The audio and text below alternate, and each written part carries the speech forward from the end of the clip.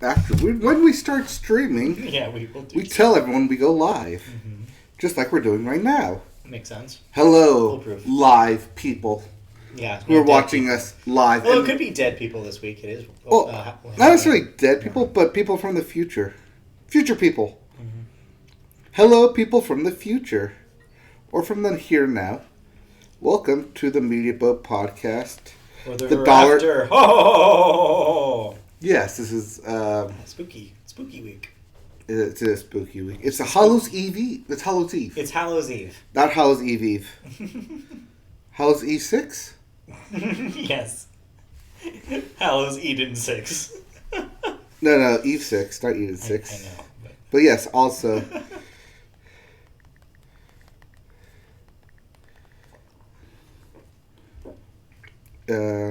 I still need to finish that game eventually somehow. Yeah, I haven't gone back to it since I said I was feeling worn out by it.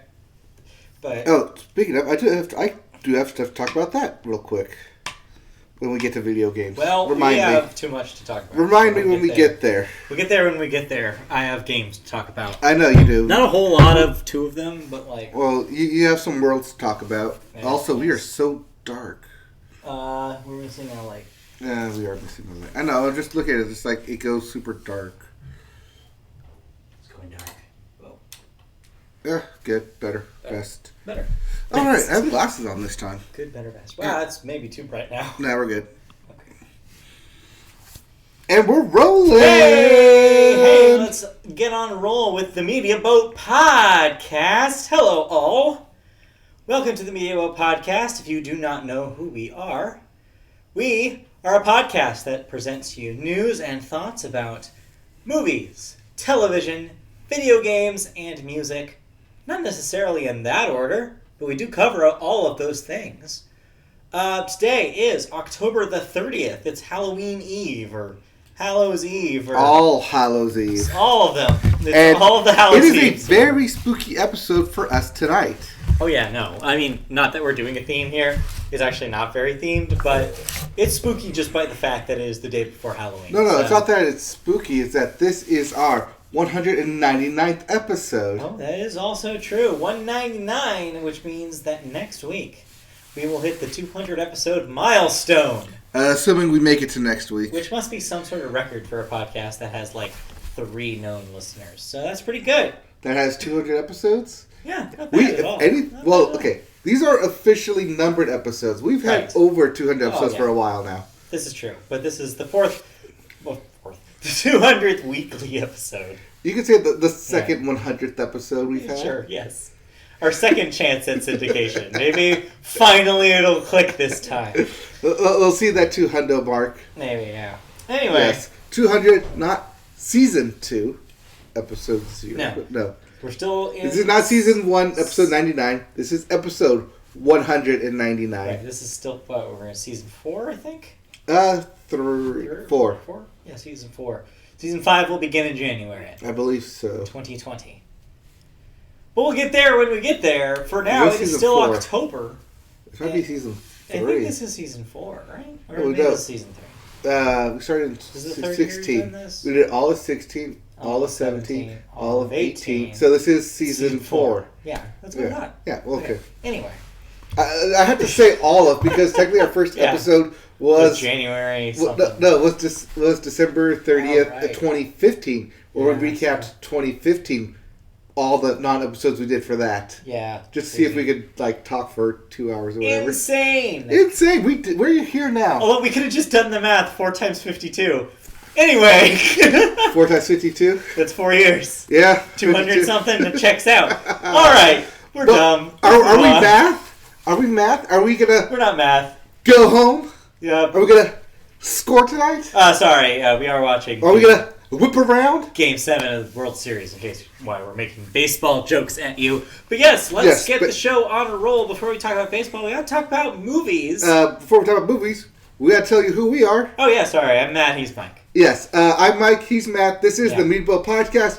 Jumped the gun there saying it is episode 199, but Right. it is episode 199. We are very excited because it is also All Hallows Eve. We already talked about. We already said all of this. Let's move on. Oh. All right. I must be repeating myself. You are repeating yourself. This is Deja Vu. But, You know what else is? not Denzel Washington. No. Star in Deja Vu. However, what is Deja Vu is the weekend box office numbers. Okay. Because we always start movies section of the show with the box office numbers. Well, guess what? If you liked last week, you're going to love this week because nothing has changed. Your number one movie is still Disney's Maleficent, Mistress of Evil.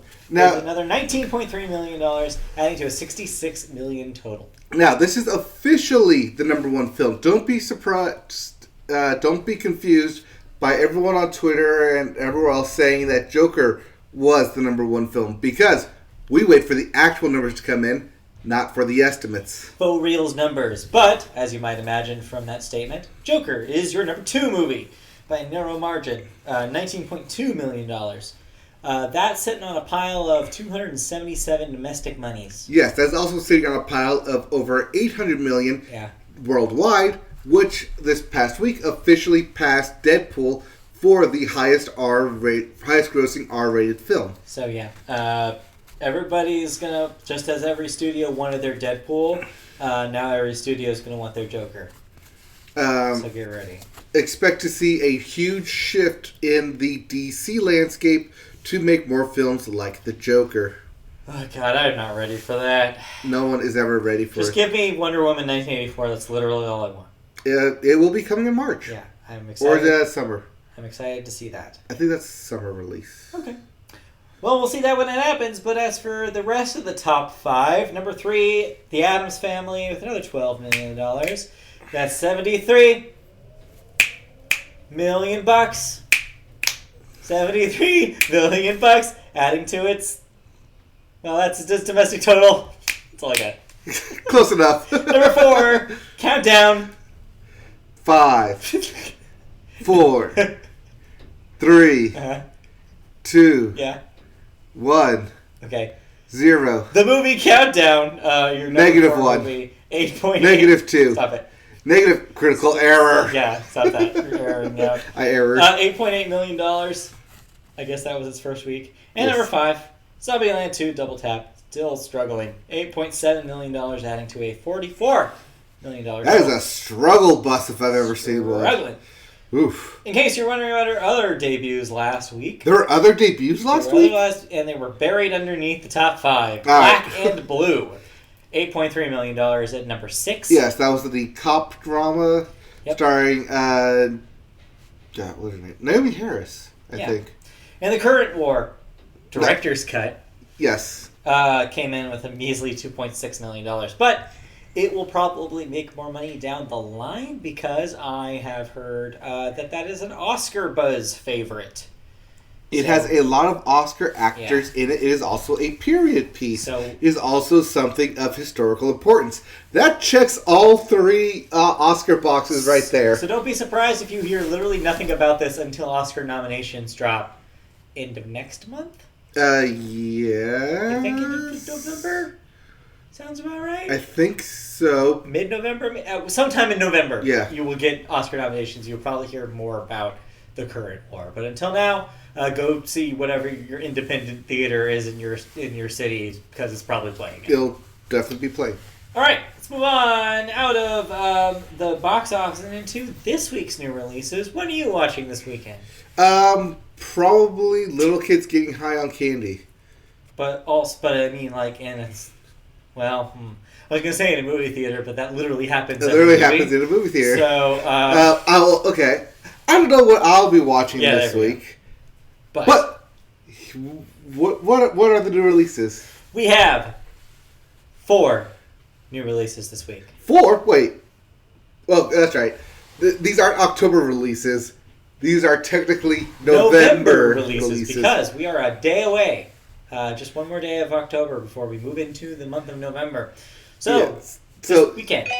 So even though it's up there. So even though these movies, like, you can see these movies on Halloween at 9 p.m., technically they are a November 1st release. Mm-hmm.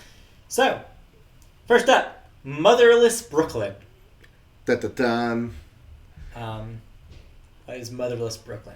This stars Edward Norton in a New York period piece where he is a fixer for the mob, I want to say. I don't know. It's Edward Norton and New York. That's all I know about it. Also, there's like a ticking watch countdown. So Birdman 2. Got it. Sure. Anyway. No, it has nothing to do with theater. I literally think it has to do with the mob. Okay. Also out this week, the one that will probably be your number one next week, Terminator: Dark Fate. Oh, that's what you think. I'm pretty sure. Okay. Yeah. How many times have we been burned by, this is as good as Terminator 2? That being said, this is the first time in a long time we've actually heard positive things about a Terminator movie. Yes, not since Terminator Genesis. I mean, Terminator Salvation. No, I mean, Terminator 3. This time for reals, though. So, I don't know. It seems like people who have seen it have liked it. So far, so good. We'll have to see how the box office fares, though. See whether people will want to see it or not. Arctic Dogs, also in theaters this week. Pass. Yeah, that looks real bad. I saw a trailer for this Pass. thing, and it's like one of those like garbage tier kids movies. It looks real. You remember Norm of the North? Yeah, it's kind of like that. That's like that. Anyway. And last but not least, I guess, I actually don't know what this is. Harriet? Oh, that's exactly what you think it is. It's a movie about somebody named Harriet? There's only like a literal handful of famous Harriets. Harriet Tubman. Yes. Ah, nailed it first try. What was your second guess? Harriet the Spy. Okay, so this is a movie about Harriet Tubman. Yes, movie about Harriet Tubman. Historical doc based on true events. Yes, I would assume. If it was based on fictional events, I would be very confused. For some people, it is fictional events. Yeah, it's another story. Yes. Those are your new releases this week. Did you see any movies this week that you would like to talk about now? Between going and stuffing my face with mac and cheese and stuffing my face with all-I-can-eat meat. You did not have time. I did not have time. You also celebrated a birthday. I did? Mention that you are a year older. Oh, yes. I am a year older than I was last year. Yes, that's how that works. Or technically a couple days ago. So, happy Media Vote podcast birthday. Yes. And as is tradition, which I guess is no longer tradition, although you did give it to me, the song a week prior. That's why I didn't bother. I was like, he got it last week. I don't need to play it again. Oh, no, don't worry. I played it for myself. I'm sure you did. I played it for myself. Anyway. Also, I'm not on Facebook anymore where I birthdays. Hey, that's what YouTube, or that's what Twitter's for. Yeah, that's what Twitter's for. Yeah, it's the birthday. It's birthday my birthday. No, that's a different song. That's a different song. They asked me what I do and what all I do you want for your before. birthday is etc. Yes. All right. Is this upcoming news story? Well, yes, because literally on my birthday. We have so much movie news for you. We actually have 3 stories here. Which one do you want to cut? Oh, last one. Okay. Okay. So, this first news story wasn't originally in it. Oh, because this was breaking. But then I literally broke while I was doing the news. I was like, okay, I have to include this now. And it is the big story of the week, so let's lead off with that. So, last week we talked about how Star Wars The Rise of Skywalker was now officially out in release. That you could buy tickets. You can buy tickets. Well, there are other things, at least there were other things happening in the Star Wars cinema universe that had been announced and have been kicking around that, may or may not exist anymore. And one of them is the deal that Disney made with for a Star Wars trilogy written by the team that brought you Game of Thrones, David Benioff and D.B. Weiss. Yeah! So they announced that last February before Game of Thrones Season 8 premiered. And people were all hyped about it. Like, oh my god, this is like great. Like, this explains why they're ending the series so soon. This explains, like, everything. They're clearly in this deal. They just want to get out of Game of Thrones so they could go work on Star Wars. Well, what if I told you that Disney wasn't the only one throwing large piles of money at them, And another company apparently threw way larger piles of money at them. Which we also reported on. And they decided that they only had time for one of those companies. Well, this is what they say. Yeah. So, tell me what they say, and then I'll tell you what I think. All right, here's the deal. So, Benioff and Weiss have walked away from their much-publicized deal with Disney's Lucasfilm to launch a feature film trilogy for Star Wars in 2022. The pair cited their historic deal for Netflix as the reason they had to drop the project. They said their enthusiasm for Star Wars remains boundless, but regrettably their schedule is full up. Oh, dear. The rich kids can't make their rich movie. Oh, no. The Lucasfilm president, Kathleen Kennedy, has plenty of other Star Wars projects in the hopper. Don't worry. Rise of Skywalker, of course, in December. Mm-hmm. The Mandalorian television series on Disney Plus in just 15 days from now. Yes, which also just got a season 2. And the ramping up of the Ewan McGregor Obi-Wan series. Yes, the untitled Ewan McGregor is working on something Star Wars related. And that's just 3 of more projects to come. That is just what has been confirmed by Kathleen Kennedy. So it's unclear how much of a setback the now nixed Weiss and Benioff trilogy actually presents. There's no shortage of upcoming collaborators lined up either, among them Rian Johnson and Kevin Feige, both planning on working on some sort of Star Wars projects. It's worth pointing out that Disney has now replaced 5 directors on Star Wars films. Gareth Edwards on Rogue One was the first one to go. Lord Miller, of course, on Solo. Which they shouldn't have left, but yeah.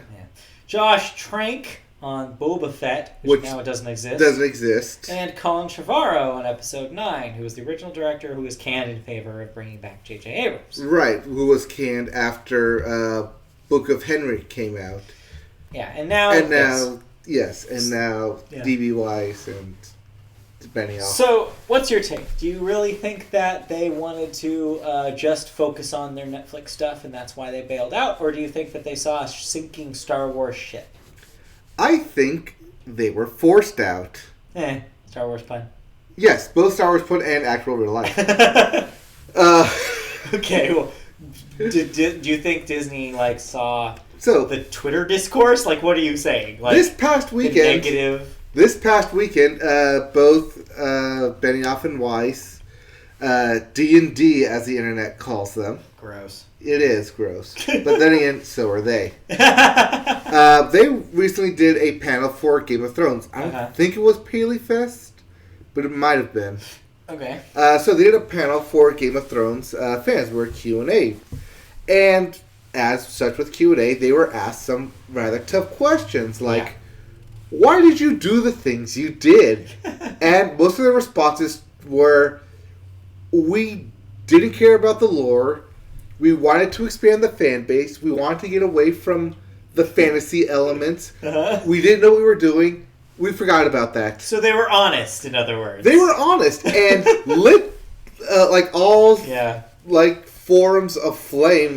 We knew all along. But because they did. I mean, the discourse about the last 4 seasons of Game of Thrones was exactly that. Mm-hmm. Everybody was already saying new things. They were just basically repeating what everybody already knew. Yeah, but that's the thing was that prior to this, they hadn't said that. Right. This was just them confirming all theories that... How much of that was probably HBO being keep your mouths shut. Oh, a lot of it was HBO, keep your mouth shut, because... now there's no mouths to shut because they're done. Well... Now there's no more mouths to open as they're done at Star Wars. No more mouths. Yes. They need mouths. But this also means that Netflix may or may not actually enjoy what they're going to get from them regarding 2 confirmed movies and 1 confirmed TV series. I mean, that is confirmed to come out on Netflix. Not it's done, it's in the can. That is written that... They have to do those 3, and then whatever they make out of their production company, they get first look on as well. Yeah, that is interesting. That's an interesting take, because it does kind of make it look like Netflix, instead of being like the ones who outbid everybody. It makes them look like the ones that are holding the bag. Oh, no, it's like, oh, we ended up with these guys because nobody else wants them anymore. Well, that's why they quickly signed their deal with Disney, or with Star Wars before let's get this in while it's hot. Yeah, let's get this in while we're riding high. I remember when this was announced. Even I remember people saying this seems like a stupid idea. Why would they hire these losers? Well, because of the success of Game of Thrones, and that's what they were banking on, and they quickly saw that through HBO, that Game of Thrones name is kind of being muddled because of Season 8, that they've seen a drop in merchandising since Season 8 ended. That you don't see people talking about it in the discourse. You don't see people making, any future theories. Even though they do, when they announced that they had, 5 different projects in the works, which, not in the news, but they did dump one. I saw that. Yeah. One of the prequels got canned. But there weren't a whole lot of talks of people wanting more Game of Thrones after this, and so Disney, as they make literally 2/3 of their money off of merchandise. We're this is not as lucrative as it. They saw that and was like, well, if they did this to Game of Thrones, we don't want this to happen to Star Wars. We need that merchandising money to keep coming in. Not that you put Star Wars on anything and it won't sell, because it will. Oh, yes. You could put Star Wars on a frickin', I don't know, a roll of toilet paper, and people would buy the Star Wars toilet paper. There is Star Wars logos on lunch bags. Yeah. No, not like lunch bags, but little baggies. Yeah, little baggies, yeah. Yeah, like sandwich bags, and literally they everything. sell. Yeah. Literally everything. Yep. All right, well, we didn't talk too much about this. But we'll see what happens ultimately with future Star Wars, but it won't involve these guys, so we'll just have to see what Netflix does with them. This could mean that Kathleen Kennedy will be leaning more on Rian Johnson now. Maybe. Following the Last Jedi that would be controversy. Good, in a way. Oh, no, it would definitely be good. Also see that his latest movie, Knives Out, coming out this Thanksgiving, already has a 99% on Rotten Tomatoes. Cool. All those critics love it. Yeah, so, Star Wars, The Last Jedi had a really great score as well. Yeah. So, maybe the fans aren't necessarily the good critics here. Maybe. Because, as we've gotten further and further away, people have, got on board, it wasn't as bad as I initially thought it was upon more viewings. I enjoyed it. There are still some stuff. I'm not saying, it's perfect. But the initial reaction has definitely died down. The initial hatred from it. Well, we'll certainly see what happens. Also, she may also be banking on that Kevin Feige stories. But seeing as he's really just got that promotion with Marvel, busy. That may take a while. Yeah, we'll see what happens. All right, let's move on. Our next story is in film news here. Is about a favorite among Media Boat and friends. And general internet and people who love travel and food shows. Anthony Bourdain, of course, lost. We lost him a couple of years ago now. I think it was this year. Was that this year? No, last year. Last year. That was last year. Gone too soon. Of course, was the host of several. Reality kind of travelogue shows on television. Parts Unknown was the big one. Yeah, and the other one, the food one. The food one? He did one about food, didn't he? I thought that was Parts Unknown. I thought that was the travel one. That is both the travel and the No Reservations. No Reservations is the food one. Yeah. Yes. Or maybe we're getting those mixed. Either way, he did shows on. It was beloved by many. Well, a feature documentary about the late television star and chef is now in the works for Focus Features. As is expected, but I thought we'd probably wait 5-6 years to see this. No, it takes some time, I'm sure. But also because they made a deal with HBO Max and CNN Films. So this will be coming to the newly detailed streaming service by Warner. Yes, it probably will also make its way to theaters, but you definitely see this on HBO Max. Yeah. It is to be directed by Oscar-winning filmmaker Morgan Neville. He is the director behind the Academy winner 20 Feet from Stardom and last year's doc, Won't You Be My Neighbor? So I think you mean last year's number winner. one Yeah. film That also, too. that according didn't to win you. anything. Yes. So, Neville said in a statement he connected with people, Bourdain, connected with people not in spite of his flaws, but because of them. To have the opportunity to tell his story is humbling. So, are we calling it early the 2023 Oscar. yeah, whatever this 2022 Oscar winner. 2021. It's probably just less than a year out, I would imagine. Yeah. It's just because less than a year out. Yeah. Well, you got to figure you do all these interviews and stuff, Yeah, I can see that. archive footage. 2021. Anyway, that sounds good. That's got some talent behind it and is about a real compelling person. So that sounds awesome to me. Okay. Yeah, no, this is definitely good news. I really like this. All right, that's it for movie news. And you have not seen any films. No, real quickly though, Yes. our third story. Oh, you want to just real quickly? Just real talk about briefly. Box Office Mojo, the website where we and many others get their box office information from. Has changed. Yeah. So, they're technically owned. Well, not technically. They are Yeah. owned by IMDb. Right. This past week was the first time in literally 12 years since they bought the company that they decided to make a change.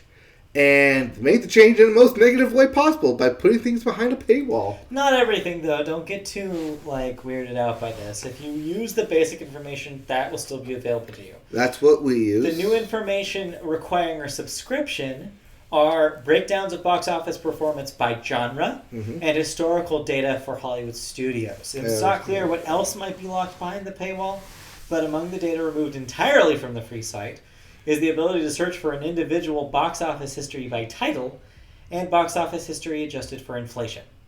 Yes, to have those you'll need IMDb Pro. The statement says, from IMDb, says that the redesign was made in response to customer feedback and usage patterns, which will continue to inform future feature launches. So, not a huge deal, but I guess it depends on how you used, if you were a person who used Box Office Mojo, and if you are a power user. Yes. This will affect, the amount of data that you have access to. Right, but also granted that IMDb Pro is only, $150 a year? Yeah. Yeah, and for that you'd get IMDb... Everything. Plus the Box Office Mojo. So chances are, if you're in a position where, say, you're getting paid for this kind of data, the company that you're working for probably has set you up with this anyways, or right. will. So yes. Don't worry about it too much. Right, but for all you casual users out there, you'll still get your weekend box office, your yearlies, your domestic, your worldwide, and your upcoming releases. It's just a lot of the other nitty gritty details will be behind a paywall. Well, yeah. So research. If you need to do excess research and you're not already using it, it's just a side note. Yeah, side note. Yeah. All right, let's move on because that's it for movies. We will now continue on to television. We always start television with sports. All right, sports is happening. In fact, it's happening right now because, as you are aware, I'm sure, the World Series continues and is in its seventh and final game, playing literally as we speak. Yes, the Houston Astros are currently up 2-0 over the Washington Nationals. Fun note about this World Series is that the home team has not won a game. Until maybe now. So, for all we know, something could be happening because it froze on us twice tonight. So. Well, no, just because the Houston Astros are currently up 2-0. So, we'll see. Yeah. That is happening right now, but elsewhere in baseball, some people got some awards. Yes, as we are at the end of the season, the MLB awards do get announced at this time. Mike Trout and Christian Yelich won the Hank Aaron Batting Awards. Mm-hmm. Jose Altuve and Howie Kendrick won the AL and NLCS, respectively, MVP. And Aroldis Chapman and Josh Hader won Relievers of the Year. Yep. Finalists for all remaining awards will be announced on November 7th, with those winners revealed on November 11th. So stay tuned for even more baseball winners. But so far, pretty good picks. Yeah, I mean, Mike Trout getting that award. Yeah. Proven that he is an MVP The Trout Man. among men. Yes, indeed. Yep. Reason for getting all those that big payday. He's in the World Series of our hearts. Yes. Also, in other sports, Tuesday was the NFL trade deadline. Yes. There were several speculation trades happening that never actually ended up happening. There was no big last minute trade. I think the only big one was that Aqib Talib of the Los Angeles Rams went to Miami Dolphins in exchange for a later pick, a down the line pick. Not this upcoming draft, but a future draft pick. Yeah. And then the last sport you have down here is something that we're actually catching up with right now.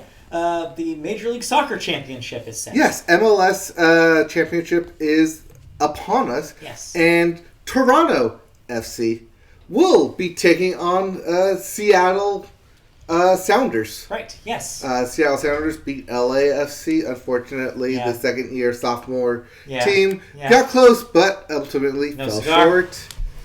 But that game will take place Sunday, I believe. Okay. Wait. It says on the 10th of November. So next Sunday, not like this upcoming Sunday, but the following Sunday. So look forward to that. Any other sports before we move on? No. Okay. I believe that is... First story, he does happen to be about sports, though. Wait. NBA. Oh, yes, the NBA is currently happening. The Golden State Warriors are currently winless. Ooh. Yeah. Ooh, interesting. Yes, the tides they have changed since literally everyone jumped to their team and went everywhere else. And just an update in the World Series, it is a one-run lead. Yep. So, Washington. Yes. Catch it up. By the end of this podcast, we will have a World Series champion to crown. Looks like it. We'll get to that at the end in video games. Technically, this is a game. It is a game. It is a game. But we have other TV to talk about. But our first story, in fact, is sports-related, as I mentioned, as we have an update in our continuing story about the NCAA and the California rule change. So, 2 weeks ago, we talked about the California Assembly passing a law and then the governor signing into law that NCAA players in the state of California will be eligible to get paid for their likeness. So, and then last week we talked about video games. Right. Taking advantage of that, potentially. Yes. Well, the NCAA's top governing board this week voted unanimously to permit students participating in athletics the opportunity to benefit from the use of their name, image, and likeness in a manner consistent with the collegiate model. They said, quote, "We must embrace change to provide the best possible experience for college athletes." That was President Michael V. Drake. Which is a good name. It is. Additional flexibility in this area can and must continue to support college sports as part of higher education. The board's action was based on a comprehensive recommendation from the NCAA Board of Governors Federal and State Legislation Working Group, which includes presidents, commissioners, athletics directors, administrators, and student athletes. The board still needs to lay out its principles and guidelines in order to make clear the distinction between collegiate and professional opportunities, make clear that compensation for athletics performance or participation is impermissible, and to reaffirm that student athletes are students first and not employees of the university. So it sounds to me like this is going to be growing pains as the NCAA figures out how to gradually introduce the concept of payment to their athletes. So while this is definitely good news and a step in the right direction, this is not necessarily a step at more of we're going to now look in this direction. It's more like let's complicate things by saying, hey, what if?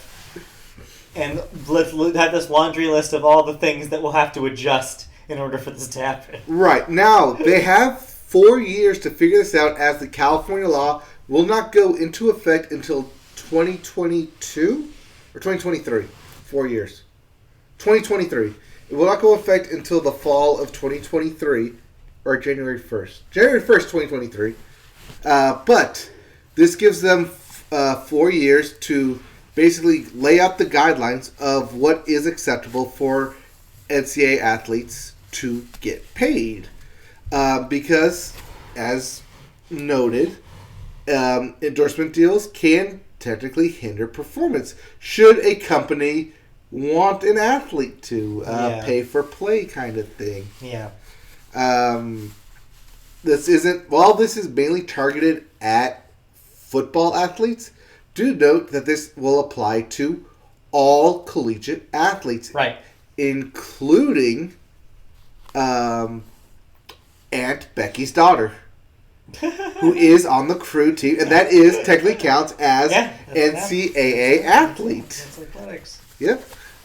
But yeah, that is why they're going to take some time, probably all 4 years, to hammer out these details of what is permissible by student athletes and how they maintain that student and amateur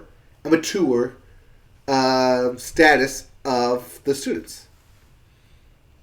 We'll see. But yeah, this is going to get very messy very quickly, especially since one of the our congressman, not our congressman, but one of a congressman in the Senate said that should the NCAA, like literally hours after the NCAA put this out, really like the next day, a congressman said that he would propose a bill to tax the students on all these recent endorsements they would be getting because they're no longer, because they're being paid and they're not going towards their education. Mm-hmm. Right. Which is why they have all this like, just in case that was going to happen, is why they have all this stuff about like, oh yeah, we're going to still try to have a line between collegiate professional and we're going to try to toe this where they're student first. And yeah, it's why all that stuff is written into this, because they knew that they'd be immediately pushed back. There would be immediate pushback about this. Oh yeah. So, yeah. All right, let's move on. But yeah, that's something that will come down the line. Also something that will come down the line. Yeah, so the FCC is in the news this week. Starring front and center our favorite Ajit Pai. Yeah, because always there. You can't get rid of him. The rise of streaming services could do something that won't be anybody's good news to literally anyone. Could give cable companies an excuse to raise rates. Did we just have this thing with AT&T that they wouldn't raise rates if they were merged or if they approved the merger? Well, guess what? They probably will anyway, because a new order has been handed down on October 25th. Under the Cable Act of 1992, to rewind the clock about 20 some odd years, local regulators are permitted to regulate cable prices in markets with only one provider. The provision is meant to prevent cable companies from leveraging that monopoly power to set unfairly high rates. Though, the petition from Charter, big, enormous cable provider Charter Communications, wants to qualify streaming services reasonable competition for conventional cable. That move could open the door to a massive deregulation in monopoly cable markets. So, for example, if you live in a market that Charter is the only game in town, such as the market that I'm in right now, then basically they could argue, it's like, hey, well, streaming services are a competitor here. That monopoly law in 1982 doesn't count for us. We can now give our customers a big raise in their cable payment. Well, because it's either go with us or deal with streaming, which you'll have to go through us for internet. Right. Or, It's smart if you are a company that provides both, which most of those companies do. Yes, because they're no longer just cable companies. Yeah, they're all telecommunications, all internet, all styles. So as the FCC put it in a statement, cable rates can be deregulated whenever, quote, an online streaming service option with comparable programming is available from a local exchange center affiliate in the franchise area. So that would mean your Hulu Lives, your YouTube TVs, your PS View for until 2020. Yeah, that's not. Your YouTube TVs. Right. Yeah, all this because they see it as direct competition that you can get exactly what they're providing. Not through them, but through them. Like technically, they want to see that as competition, especially since it's live TV. If it was on demand, yeah, there's some discrepancies there. But I think the main thing they're going after is that fact that it is live TV. It's comparable. Mm-hmm. So the LEC, by the way, local exchange carrier, it's a regulatory term for the telephone and cable providers that fall under the purview of the FCC, which specifically targets companies like AT&T, Comcast, and other telecoms, while Netflix and Hulu are not seen as competitive companies under their definition. Right, like we said, because they are streaming services. Which is why Charter wants to change it. Charter wants to basically make the argument that they are comparable. Well, not necessarily them, but like HBO Max, DirecTV's streaming service. So yeah, Charter explicitly confirmed that it would raise prices if their petition was successful. So get ready, y'all, because the fight has only begun. What if this backfires and actually pushes them for people to cut the cord even more? So I was thinking that too, but then I thought like, oh wait, no, I see why they're doing it. Because my initial thought, of course, is why would they raise rates if they want people to go with them instead of the streaming? Mm-hmm. But then, two things. One, you gave a good point where it's like, no, they want people to sign up. They're all internet companies too. If they go with them and they bundle television, then they'll make an argument for go with them even if their rates increase. Mm-hmm. It's a one-stop shop thing, which is a convenience that a lot of people want. The second thing I thought of is that it's a precaution to make up money that they would potentially lose. That's what this is. It's a loss leader.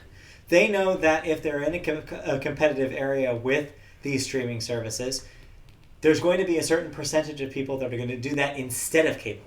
Them raising the rates on the people that are their diehard customers that are guaranteed to stick with them makes up for the money of the percentage of people that they'll never get because they're the cord cutters.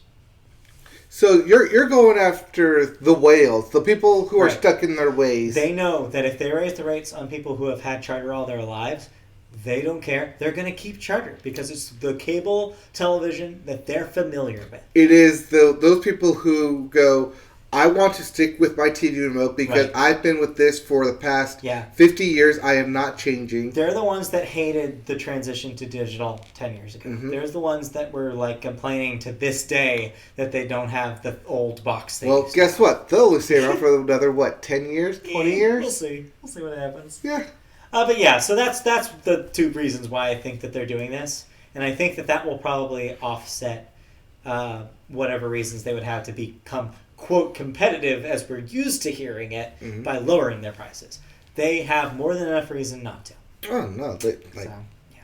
Lost cast. Yes, it is, but also, what is a famous saying on this podcast? It's a business. It's a business. It's a business, and business sucks, so live with it. All right, let's talk about something else. I want to make a masthead just says Media Boat Podcast. It's a business. It's a business. Let's talk about thoughts, though, because we watched some television. Oh, we watched some TV. You watched a show. I watched a show. We both watched a show. Who wants to go first? All right, so I almost finished with The Righteous Gemstones. I'm 2 episodes away. I will have my thoughts on that next week for sure. I guarantee it. But you do have your thoughts on something else. Yes, on something else. I have my thoughts on something that began. Something that began. Okay. Something so one whole episode to talk about. One whole pilot episode that made me question if I even want to continue watching this. Also, why is this thing made? All right, what is Mrs. Fletcher? Mrs. Fletcher is... Why was she made? This is Catherine Hahn. Okay. Catherine Hahn of Parks and Rec. Among other things. She's a famous comedian, been around. She's always been, it's that actress. Right, yeah. I like her. She's funny. Yes, Catherine Hahn. Yes. This is her starring TV show on HBO called Miss Fletcher. And this show is clearly not for me. It's a comedy, but it's clearly not for me. She is a manager in a senior home, but her son is also going off to college. Going off to college. So she is... over the course of the season, will be struggling with not only an identity crisis, but what do you do now that the thing you've invested 18 years of your life into is all of a sudden no longer in your life. It's an empty nest scenario. Empty nest syndrome. What do? Well, she decides to try and find love. Or love. I'm going to put big quotes around here. Okay. Around the term love. As she signs up for dating sites. But also some of the things that she does hints that she might be a MILF.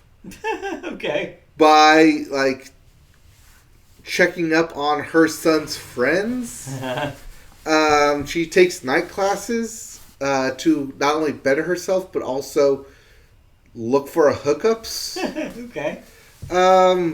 Meanwhile, her son is off in college and exploring college life. And as you do. As you do. And there's also stuff like that involved, where he is trying to figure out not only what he wants to do with his life, but also who he wants to hook up in his life.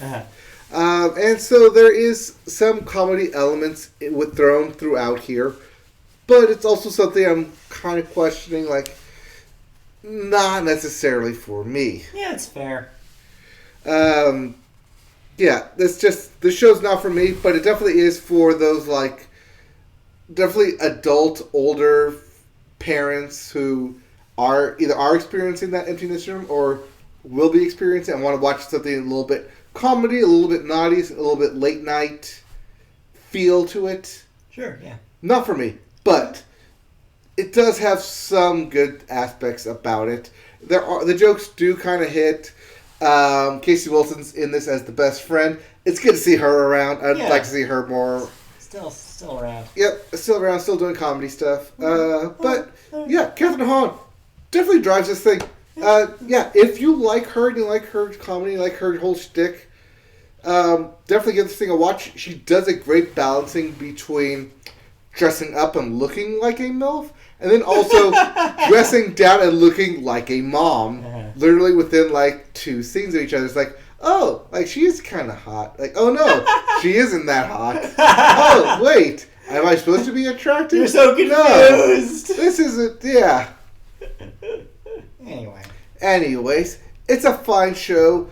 Interesting to see where they go with this premise-wise, because it can literally go in a bunch of directions. But you probably won't find out, because you probably won't watch it. Well, I probably won't find out. Alright, let's move on then. I watched a show. You watched a show. I watched a show that I've been watching for 6 seasons now, because it is in its first half of its 6th season. So this is season 6.5? Season 6 part 1 is what they're calling it on Netflix. Yes. So, BoJack Horseman. Yes, the long-running animated show on Netflix, as we previously reported, is in its final season, but it's being split into 2 parts. So part 1 we got this past week. Part 2 will be coming in January. Mm-hmm. So this was only part 1 of the final season, but you can already see that they are leading down a path where all the miscellaneous plot lines and all of the characters will get their closure. Aww. So yeah, this is either a good thing or a bad thing, depending on your feelings about the show. So if you've watched the show before, you know that kind of a recurring theme with it is that the characters don't really learn their lessons. I mean, BoJack for a while, and I think we talked about this the last couple of seasons when I've talked about it on the show, it had the issue for a while of that a lot of other prestige shows on television did for a while, which was it's a show about an anti-hero. You know, like Breaking Bad is like the quintessential example of this, right? Mm-hmm. The show is ostensibly about somebody you're supposed to care for and empathize with, but they routinely do terrible things, and they routinely remind you that they're a terrible person, and it does not seem like that they are going to be redeemed at any point. Right. Of course, spoiler alert, everybody knows what happens at the end of Breaking Bad, and ultimately the lesson there is that there was no redemption arc. Right. And you have brought this up last year when you brought up the end of season 5, how you finally felt like they were actually moving forward, that the characters are finally actually getting some comeuppance. So the good news is that season 6 literally follows off where season 5 ended, because that's how seasons work, but also thematically does. The character growth that we saw in the last season is where we left it. Including, I mean, this is light spoilers if you haven't caught up on BoJack to the end of season 5. But yeah, they're the kind of closure rehab arc of BoJack comes to its conclusion in this season, and he has improved in leaps and bounds. In fact, it's kind of a recurring gag in this season about how he's actually suddenly like put together, and like he actually somehow has made made his recovery actually like settle in his brain, where he seems it's convincing that it doesn't look like he's going to be the person he used to be, or of course that he used to be. It's like there's some improvement that's clearly seen, and it's kind of used for laughs in a way, because he tries to now kind of pivot to being the person with the good advice as opposed to being the person with the bad advice. And so it's an interesting take on a character that for a while there looked like potentially like, oh boy, like I hope this show doesn't go too much in that direction, because we're just not in that like era of television anymore. So thankfully they've moved away from that. It's a different animal, no pun intended, than it used to be. That being said, all the rest of the characters though are sent into a tailspin this season. They really take advantage of... But yeah, like the kind of flip side of this is that allows them, with less like dramatic BoJack stuff, this allows them to really like think about like where the other characters are going with their lives. So a lot of the dramatic storylines here are reserved for them. Though there is something that they hint at the end of this part though, kind of to take the BoJack stuff a little in an interesting kind of last kind of stretch until the end, which will be interesting. Okay. So yeah, I enjoyed the season. The gags are still great. Half season. Thanks, Janet. But yeah, like not a girl. Not a girl. But yeah, like I really enjoyed the gags are still great. Like some of the best joke writing on television. It's still incredibly well produced. And it still has the same kind of BoJack vibe. So a lot of inside baseball with Hollywood, a lot of like characters doing zany things that you'd want them to. Of course, Todd being the centerpiece of the zaniness as always. And so like yeah, you get what you're coming from with a season of BoJack, but then you get the bonus of having the titular character be a little different, and it's kind of refreshing. Okay. So yeah, I think that it's interesting, and I can't wait until January when this stuff gets resolved, because there's already some hints at some of that closure in this season, and I think that it could potentially be some of the like best writing that they've had. Okay. So, do you feel a little like any remorse or sadness that you only have 5 episodes left? I don't think it has hit me yet because we don't have a finality yet. Okay. They leave you with a cliffhanger, and so that way there's still that like reminder. It's like, don't worry, it's not done yet. But the rest of that episode, up until you get to that cliffhanger, does very much feel like we are starting to wrap things up. Yeah, okay. Everybody is on the path to closure by the end of this part. It's just there's one less thing that they drop for a cliffhanger that may send the whole thing into off the rails again. So, yeah, have to wait until January to report back. But yeah, so far so good. Okay. So good. Still one of the best shows on television. All right, that's good. That's BoJack Horseman 6.5. Look for that in my top 5 list. Ooh, wait, when do we get the second half? January. So, unfortunately, I won't be able to count it as a full season. Yeah. So it'll be, I don't know if it'll qualify, but for our personal lists, I feel like we fudge things anyway. Oh, we fudge a lot of things. So, like, I'll probably still be able to include it. All right. Oh, yeah, and I'm 3 episodes away from finishing Netflix's part 2 of Disenchantment. I'm not quite there, but... So we'll have that next week. I'll finish that up. I just have 3 more, because I've started using your Netflix again on the PlayStation. Yeah! In case you've noticed. Oh, I've noticed. All right. For television we've watched, which means we get to move into cancellations and renewals. All right. What am I no longer watching on TV? Well, I'll tell you what you're not watching, but I'll also tell you some things that you will be watching in the future. Okay. So, as I obliquely mentioned earlier, HBO Max had a big coming out party this week. They had a big show where they basically talked about a lot of things that were going to be premiering there. They talked about price point, $14.99 a month, a little high. It definitely is, considering Disney Plus is only $6.99. Yeah, it looks real bad. But yeah, it seems like they have the programming, though, to potentially back up the price.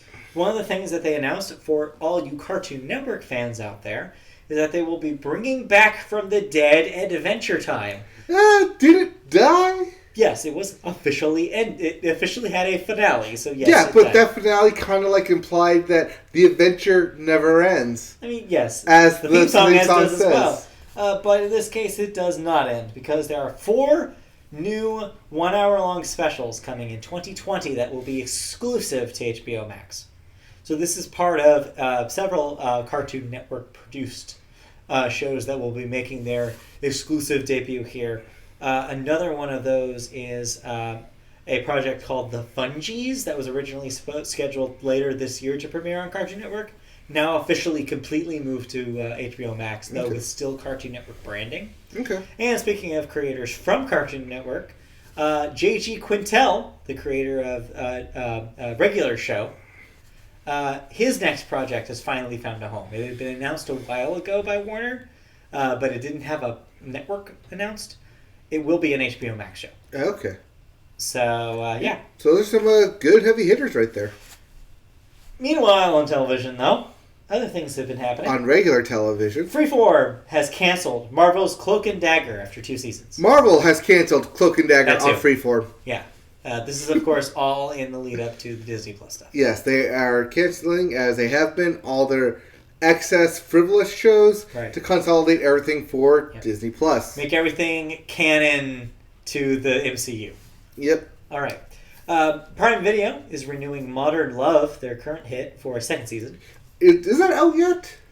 I believe it is airing. Okay. On streaming. Yeah. Right, yeah, they do the by episode weeklies. I think that is currently happening. But yeah, that's season 2. And, speaking of seasons, guess what season it is? Fall. It's full season order season. Full season order season. Because here's a long list of shows that are getting a full season order after their premieres. All right, so we've watched, I think, all of these shows. Not all of these, but most of these. Okay. You've talked about most of these. I've talked about most of these. One you haven't talked about are the ones on the CW, as we have a full season orders for both Batwoman and Nancy Drew. I think the Batwoman is a surprise considering its ratings. Right. But Nancy Drew, makes sense as it is from the Riverdale, School of Riverdale. Yeah, I understand that thing is a CW show. Like I said, it's from the School of Riverdale.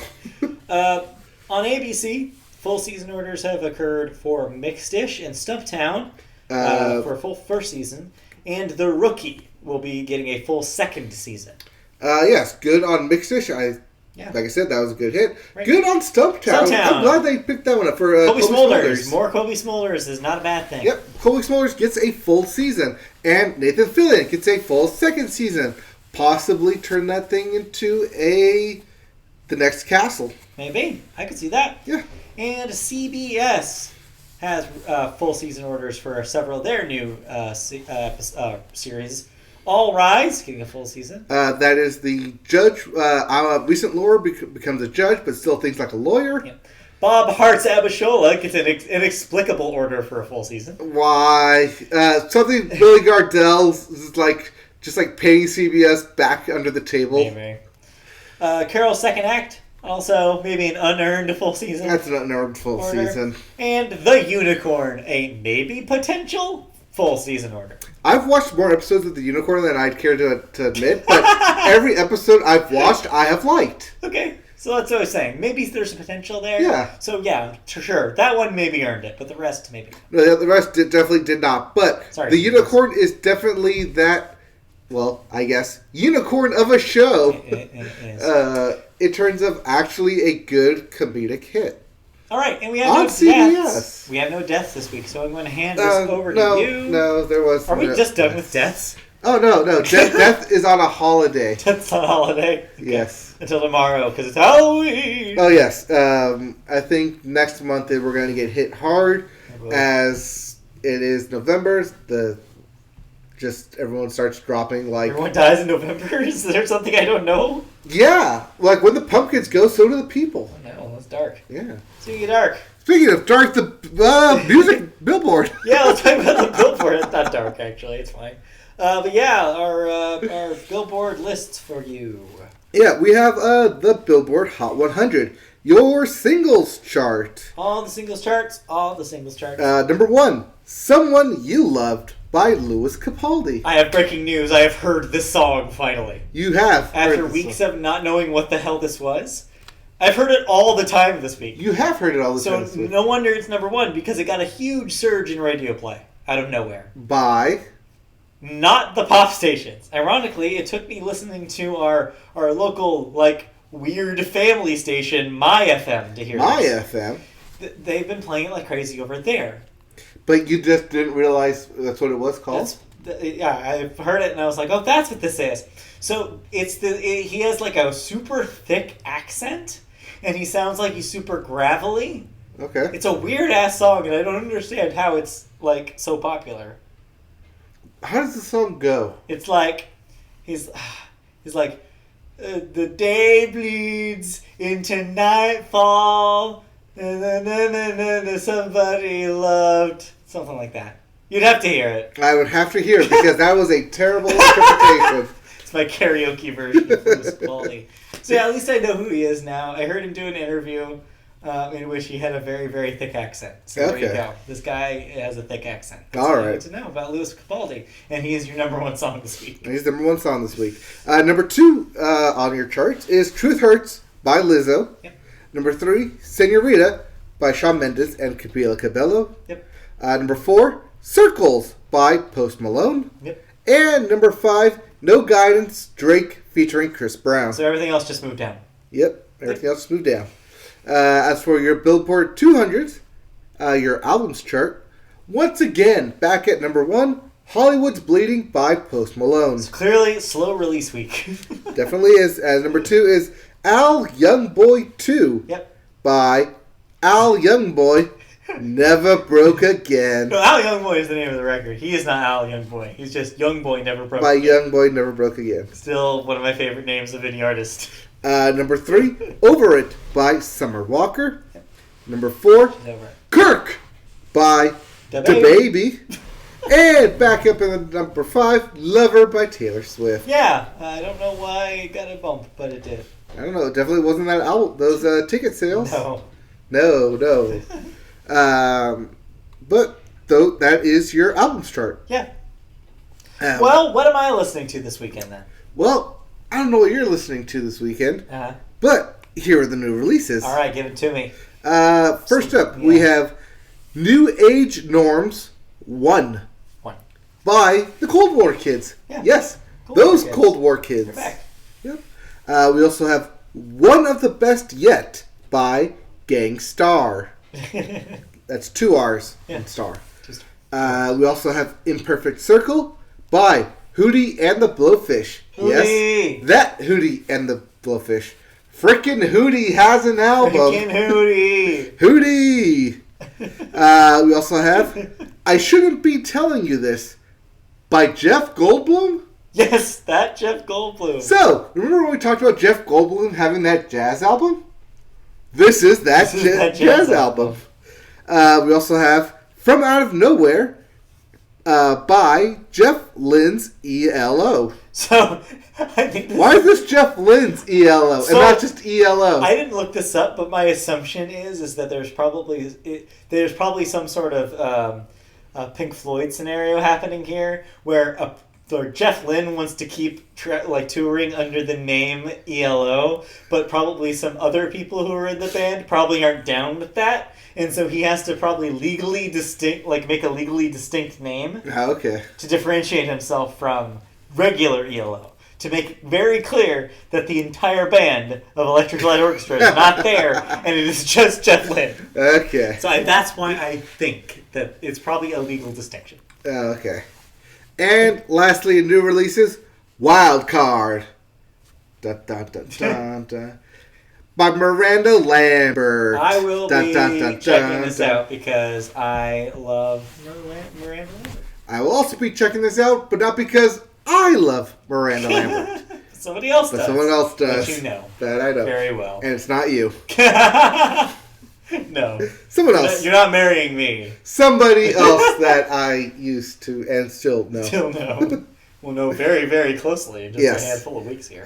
Speaking of a handful of weeks here. A handful of weeks. What do we got? Spotify! Hey, Spotify! What's going on in the world And of our Spotify? weird-ass transitions. Yeah, so Spotify is trying to sell more multi-account family plan subscriptions. How are they doing that? Well, they're doing that by setting up a special, quote, playground of sound that's just for kids. Just for kids? Yeah. The new Spotify Kids app brings together a hand-picked selection of age-appropriate music, sing-alongs, soundtracks, and, the creme de la creme, stories for kids as young as 3 years old. Oh, good. The app is available in a beta test period, initially only in Ireland starting today, October 30th, and will come to other countries where Spotify Premium Family is available in the next few months. It is specifically designed to push more consumers to Spotify's full-fledged family plan, which is priced at $14.99 per month in the US, which offers up to 6 accounts, rather than the $9.99 a month for the single accounts. Okay. We already are doing this family plan, as we are family. It's true. But we don't have any kids, though, to test this out. Although, I do have a niece that could potentially be a customer for this. So I will pitch this to my sister and get back to you. Okay. As we know, Netflix already does this with a dedicated kids section where kids can go and view all the non-adult, age-appropriate television, cartoons, and live action And YouTube films. has a variation of this as well. Like Yes. it's a common thing in streaming video, but it's a new concept for streaming music. So it'll be interesting to see how this works out. I wonder if it's just Kids Bop versions. And it could be part of it. And mainly like radio edits. So No, I bet it's not even that. I bet this is like literal like music designed for children, not adaptations of existing music. I think this is your We Sing Silly Songs. This is your Disney soundtracks. This is your stuff like that. This is your We Might Be Giants records that they wrote for children. Who is the 40-year-old man putting together this kids soundtrack? No, this is Raffi. You're going to hear a lot of Baby Beluga on this. Baby Beluga. Baby Shark will be on here. DJ Shark. Yes. Give me some gummy bears. Yeah, or some gummy bears. Yes. So you know the kind of thing this will be. Yes, I also know this is kind of thing I am not in the mood to listen to. Also, you're not a child, so you're fine. Say that to my Disney playlist. Well, it's probably going to be mostly on there, too. All right. What else do we got? My dedicated Disney playlist says I am a child. Well, what else do we got? Music this week. Well, we have a returning segment from last week. Except it's just one this week. Less litigious this week. Gavel, gavel. Court is now in session. Because it's time to talk about lawsuits. Yeah, it is. Well, a federal appeals court has revived a lawsuit claiming that Taylor Swift ripped off the chorus of her hit song, Shake It Off. Shake it off. The district judge dismissed the suit in February of 2018, finding insufficient similarity between the song and the 2001 composition, Playa's Gonna Play. Yes. Because Playa's gonna play and Shake It Off's gonna haters hate. Sure, yeah. What? Yeah, haters gonna hate and Shake It Off. Hate. Yeah, Player's gonna play. Player's gonna play. Well, Judge Michael Fitzgerald held that the songwriters of the earlier work, Sean Hall and Nathan Butler, did not display sufficient creativity in combining the phrases Playa's gonna play and haters gonna hate. Right. Quote, by 2001, American popular culture was heavily steeped in the concept of players, haters, and Playa haters. Fitzgerald wrote at the time, quote, the concept of actors acting in accordance with their essential nature is not all creative. It is banal. I included this almost 100% on that last sentence because it is maybe one of the most ridiculous things I've ever heard a judge say. It is. I just like the idea concept of because he's trying to acting. Get down to the core of what it means, what players gonna play and haters gonna hate means. But he also has to say it in the most legal It sense has to be super ever. legalese, and that's the most legalese way you can say it. Basically, it's so funny to me. So if you rewind the clock, we may have actually talked about it on this podcast. I'm sure we This talked about original it on the lawsuit. podcast. But basically, they were making the arguments like, well, we were the first ones to say players could play and haters could hate in the same song, so she's just doing what we did. And no, it's different. Well, see, this was back in 2001. Sure, that might have been a new concept at the time, but being that this song came out in 2017, 16, Right. it's had at least 15 years to become part of the lexicon. 2014? 1989. That's on 1989. That was not recent. Yeah, it was. Oh, no, that's right. That was 2 albums ago. That was 2 albums ago. You're skipping Reputation, just as you should. Just as you should. Everyone skips Reputation. Anyway. Because nobody gives a damn about that bad reputation. It's true. We were warned. But yeah, I just wanted to read that sentence because it's one of the funniest. Oh, it is great. It is super legalese. But that's it for music news. All right, which means we have some thoughts.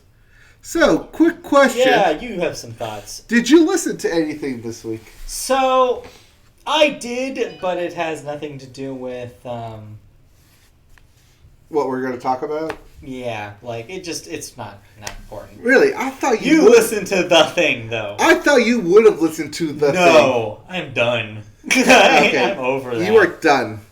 All right, so I listened to The Thing that is Kanye West. So all right, decided to finally put out an album. Not the album we all were thinking of, but this one is called Jesus is King. As we really briefly and quickly noted at the end of last month, I believe, as his album was supposed to drop, but never did. At the end of last month, Kanye West had said that he was no longer into producing like straight up rap music and R&B music, but rather taking his talents and making more of a gospel sound. Hence why he also did the Gospel Sunday at he's Coachella. Been doing the Sunday services, which is like where this comes from. Well, that and his mom, for the most part. Oh, well, yeah, no, he's always, and that's not to say that he hasn't talked about faith before. Yes. I mean, his literal first biggest single, Jesus Walks, was exactly that. It was basically him grappling with the idea of wanting to make rap music, but also wanting to talk about Jesus for a little bit. And he's had almost at least one song in every single one of his records where he talks about his faith. So it seems like a logical progression, but also a turning point, because he definitely seems like he wants people to believe that this is who he is now. That he is evangelical Kanye. So yes, Kanye West, the man who interrupted Taylor Swift. Yeah. The man who talked about gold diggers. The man who, on his last record that anybody cared about, Life of Pablo, literally quoted a Bible verse and then talked about a bleached asshole in the same lyric. Yeah, that Kanye West. Yes. Has now that Kanye written West. an album called Jesus is King. Yes, and the very first note of this is a gospel choir yelling at you. Yeah. No warning. Just, oh! Right into your speakers. Yes.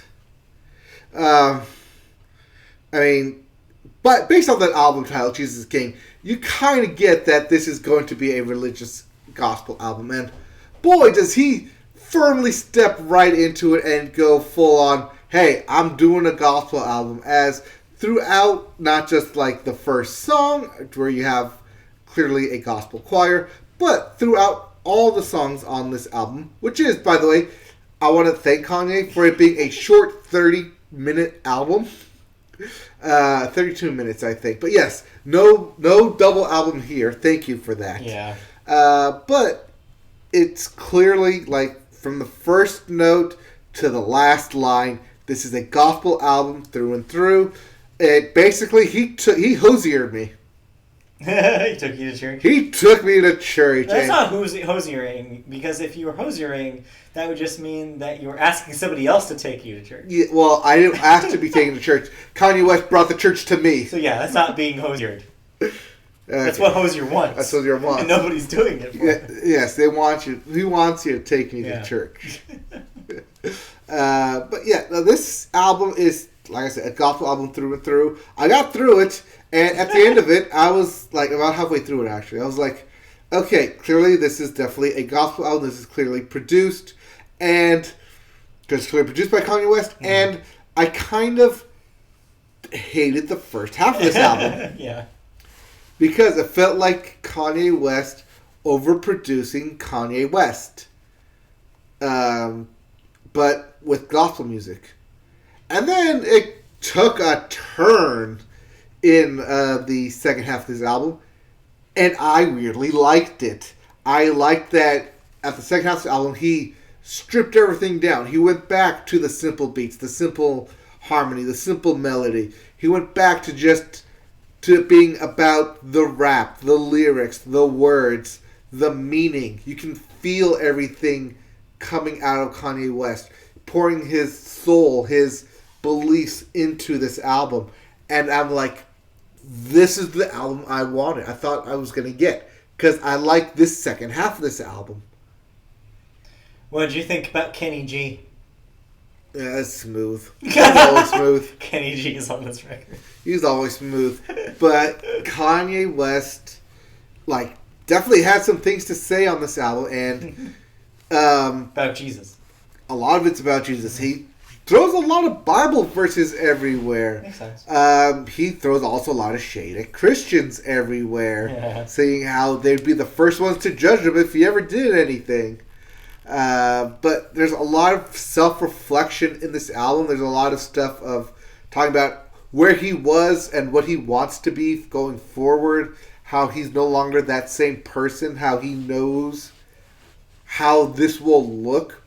But also that he is, from now, dedicating his life to Jesus. As he has said before in his previous interview, that he's dedicating the rest of his music career to making these gospel albums. So the question then remains for me then, like, is it worthwhile? Because what I've heard, what you're saying actually reflects what I've read. Mm-hmm. It seems like the critical opinion seems to be pretty middling.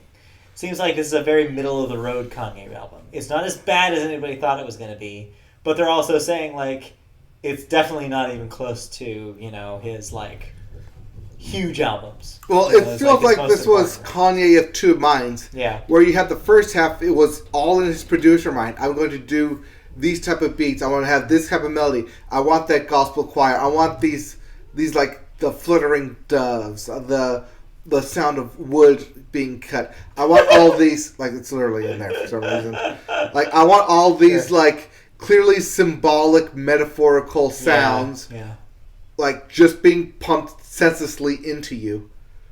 But then the second half is just him, like at the end of it going, no, I just want to preach to you. I want to tell you my side of everything.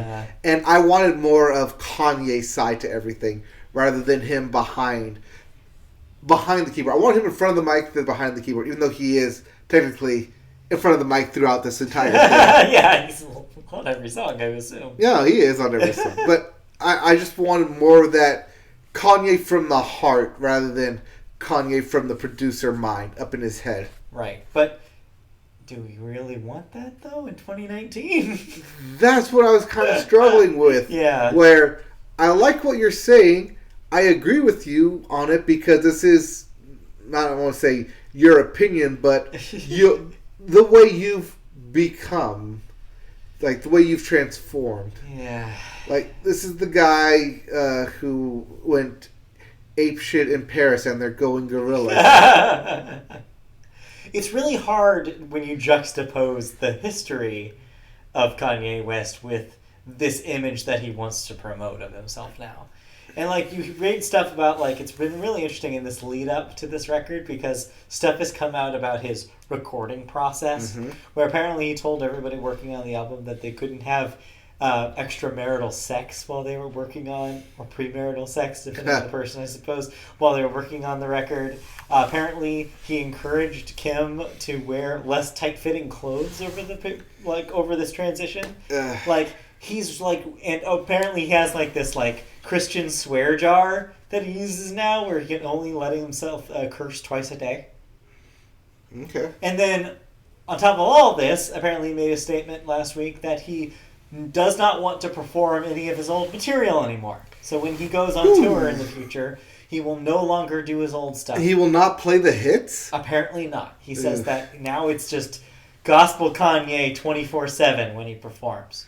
Wait, when did he die? Because I thought that doesn't kill him, only makes him stronger. No, apparently not. I need you to hurry up now. Because he can't wait much longer. Because that's the thing, is like, so all his big hits were stuff, I guess, that he wouldn't do anymore. I mean, all his big hits were stuff that he made pre-fatherhood, when he was just all about himself. That's not necessarily true, though, because Life of Pablo is a post-fatherhood album. Well, yes, I know. But, I mean, like... but it's not terrible. That, no. But, like you said, like, his first song, Walk with Jesus... Jesus Walks. Jesus Walks. Walk with Jesus. Whatever. No, that sounds like a record. That sounds like this record. No, that's Carrie Underwood's song, I think. No, Jesus Takes the Wheel. Yes. Friggin' this album... Yeah. It's a gospel album through and through. It's what Kanye wants. It's what it says. I don't know if it's what we need from him or what we expect from him, but if this is what he's going to give us,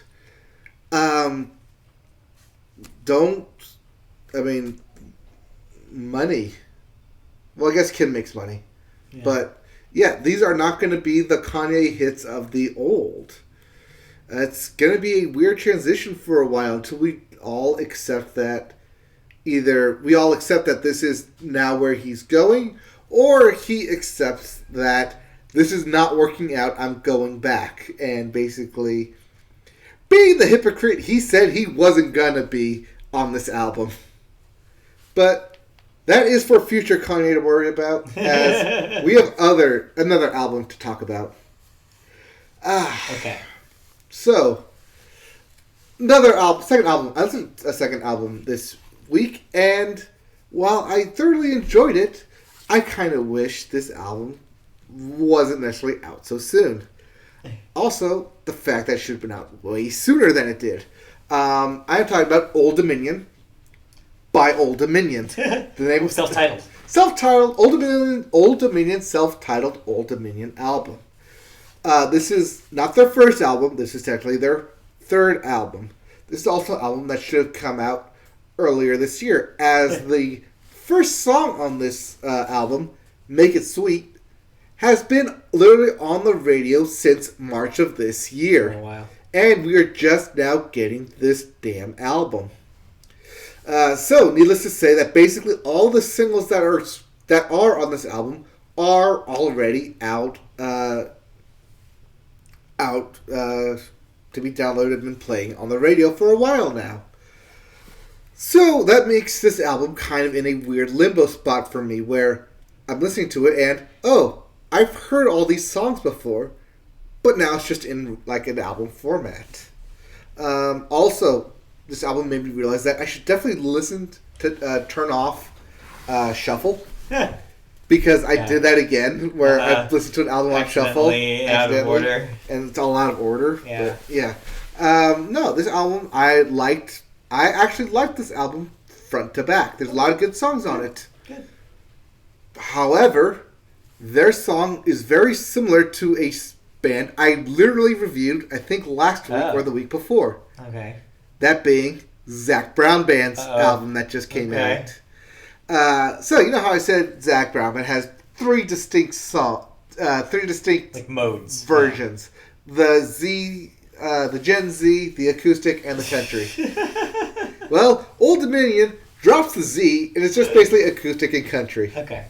And like I said, with the you would figure from a band called Old Dominion that they'd want to keep things a little traditional. Yeah. And like I said, with the Zac Brown Band, I liked the album, but I didn't like the necessarily new Gen Z stuff. Well, this is the kind of album that I expected them to do, but Yeah. But now Old Dominion did it, and so I liked it a lot more than I probably would have normally. But seeing as the album literally came out after that album, it kind of undercuts themselves by looking like they're literally copying Zac Brown Band, which isn't necessarily a bad thing because they're a hit band. Right. If you're going to follow someone, follow the leader.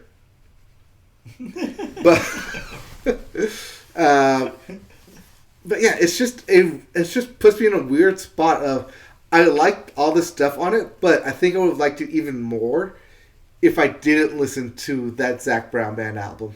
Yeah.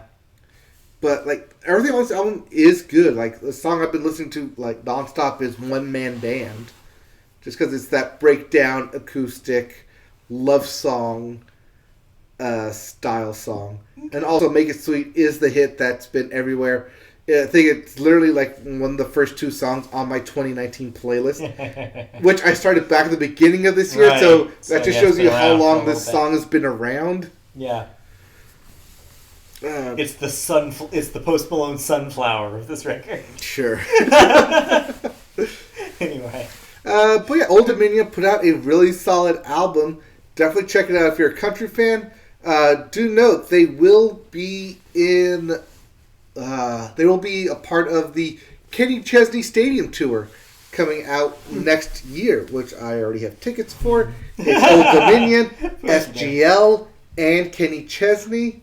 We will be at the new Los Angeles Inglewood SoFi Stadium, which means I will get to be on that field before the Rams do. And then plant my but not before Taylor flag. Swift. Yeah, not for Taylor Swift because I didn't get tickets to that. I think it's like literally the next weekend. Yeah. But yeah, it's a good album. It's just gonna get lost in the shuffle of other albums that came out this year because it's coming out at such a late date. If this album came out during the summer, I think it would have easily been one of my summer albums. Mm-hmm. But here we are at the end of October, and Midland's come out, and I am still in love with that record. Wait, it's not summer? Somebody needs to tell California weather because I don't think they know yet.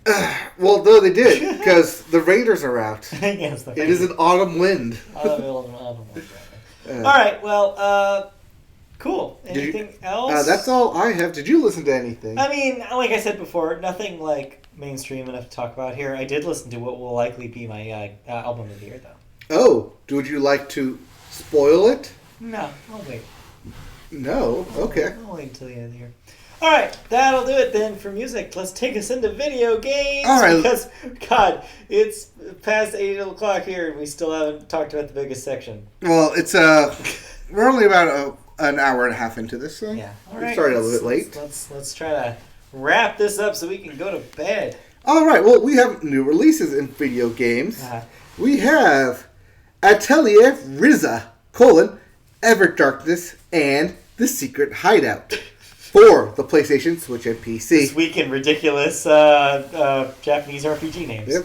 We also have Just Dance 2020 for the PlayStation, Xbox, and Switch. What's not listed there is the Wii version, because yes, there is a version of this coming out on the Wii. Wait, Wii, not Wii U? Correct. Okay. There's no Wii U version coming out. There is, however, a Wii version coming out. My understanding is that they still put out Wii versions of Just Dance because, well, one, the install base, and two, because I believe health institutions, yes, hospitals and like rehab centers and stuff, they use Wii. Use Wii's still in their repertoire of things, and so new versions of Just Dance are requested by people because they want new songs. Yeah, so it makes sense. Good workout. Yeah, so it makes sense for them to make a Wii version. I mean, also it's better to have a Wii version than an Xbox Connect. Okay. Yeah, apparently. We also have Planet Zoo for the PC, a pseudo sequel to Zoo Tycoon. Oh, okay. We also have Red Dead Redemption 2 On PC. on PC this time. So expect a lot of mods to hit the modways. I don't know what you call them. The modways? Tubes. The tubes? I don't know. While we're talking about things coming to PC, I just want to briefly mention it's not in my news this week, but I was right, among with everybody else who speculated that this would be the case. PlayStation 4, quote, exclusive, unquote, Death Stranding will indeed be coming to PC. Yes, 2020 though. Yeah, some future release of that. That game, by the way, comes out on the 8th. But reviews for it will hit Friday. So if you are looking forward to hearing about Death Stranding, just wait 2 more days because on November 1st, the NDA is up and all the reviews will come out. All right. We also for PC, you don't have a list here, but on Steam, you can get Jackbox Party 6, I believe. Yeah, I believe they're on 6. I believe we're on 6. For Steam only, it will come to PlayStation, Xbox, and Switch later in November. Yeah, so looking forward to trying some of those out. Yeah. Some of those new games. Or if there's a sequel to Trivia Murder Party. Yeah, there is. Which is one of your favorites. It's one of my favorites. Which They'll is be why really we'll be interesting picking to it see. up when it gets released. We skipped 5 because those are super long games. If you don't have the Steam account, or if you want to try out the games, go to twitch.tv and find someone streaming Jackbox Party 6. You too can play. Yeah, and you can play straight from your phone. You don't need the version, the app. Yeah, you don't need the game. The game, yeah. You don't need the game. Version app game. Version app game. Because it's all on the web-based. Right. But for those of you who have Switches, this is a big release week for you. As Just Dance 2020 comes for the Switch. Yeah. Also, Luigi's Mansion 3 for the Switch. It's a big release. That's a Halloween release. So that comes out tomorrow. Yeah. Also, Mario and Sonic at the Olympic Games, Tokyo 2020. Yes. Not since Rio 2016 have Mario and Sonic been at the Olympic Games. Yes. This is the Switch release of this game, we should note.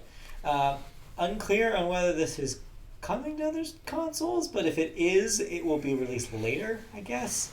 But yeah, if this seems early... This doesn't normally come to other consoles. No, there's been 360 versions of the Olympic Games. There was? Yeah.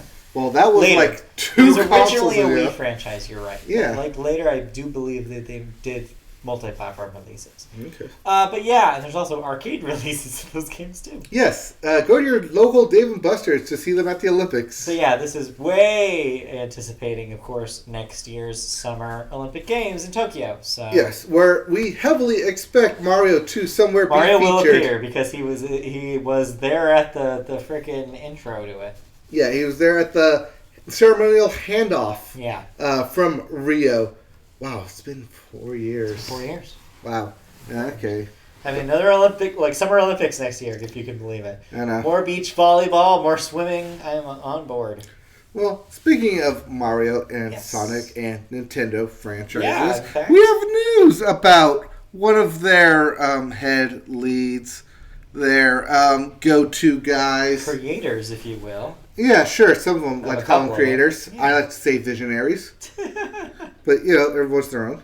The man who done made Mario. Well, like Studio Ghibli founder Hayao Miyazaki and founding mother of shoujo manga Moto Hagio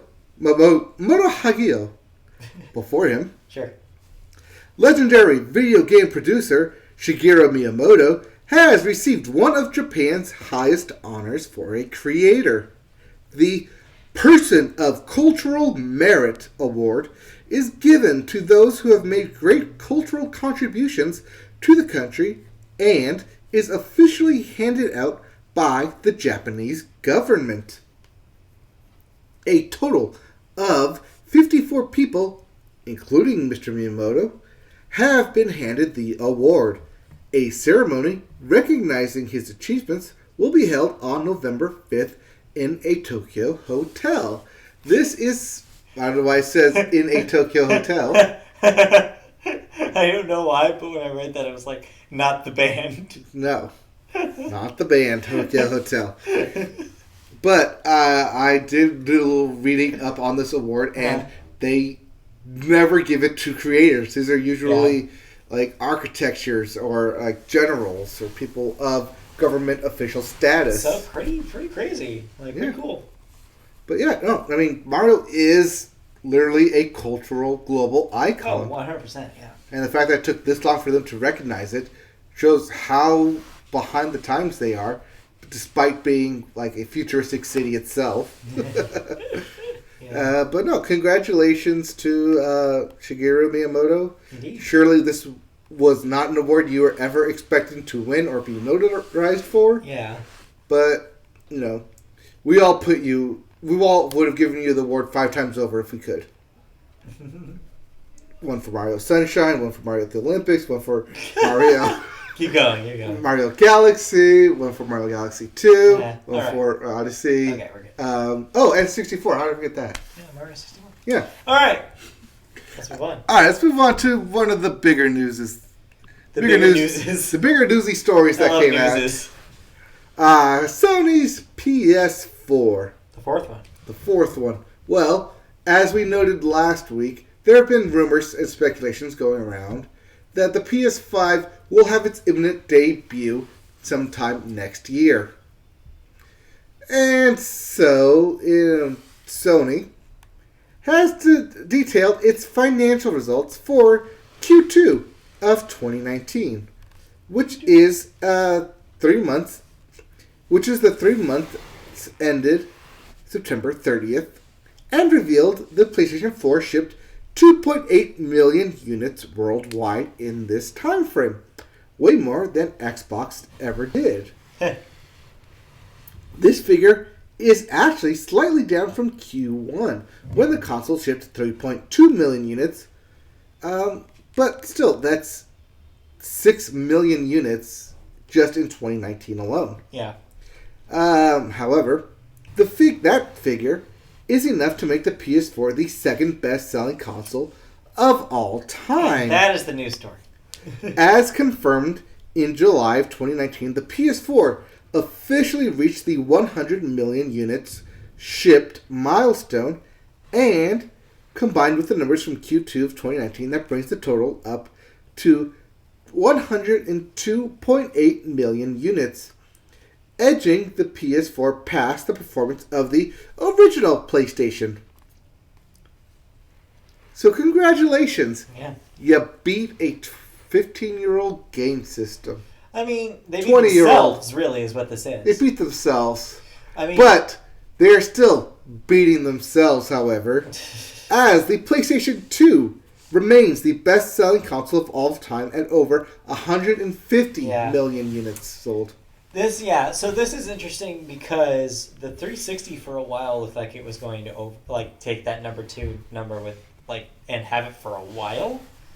But no, turns out no. The PlayStation 4 has now passed the 360. So yeah, Microsoft's completely out of the running, at least potential to be the number 1 selling of all time. I mean, I think the Wii is probably up there too. So the fact that the PS4 is now outsold the Wii is pretty insane. Well, yeah, because the Wii was, I think, not the first. It was probably number 2. Oh yeah, the Wii was number 2 for a long time. But the PlayStation 2 though, I don't know if that'll ever be beaten. Okay. Because you have to keep in mind what the economy was like in 2000. Yeah. When that thing came out first, and also, it was a DVD player when people were needing DVD players. Mm-hmm. There is a reason why those things sold as well as they did. Oh, I mean, there's a reason the PS3 sold as well as it did, because Blu-ray players. But that was also a different time too, and the PS3 actually did not sell nearly as well as they thought it was. Right. Initially, it took a redesign for that thing to start selling. Mm-hmm. It also took a significant price cut for that thing to start selling. Global recession, but that's another story. Yes. Anyway, the late 2000s were an interesting time. So whatever metric you use, this is still a pretty good milestone for Sony, and it means they got the 1 and 2 spots locked up until somebody wants to try it. Switch, anyone? Want to try and switch it up? Because I want to note that the Switch may be on track to do pretty well itself in its lifetime, as in its short life cycle already, it is outpacing the Wii in sales.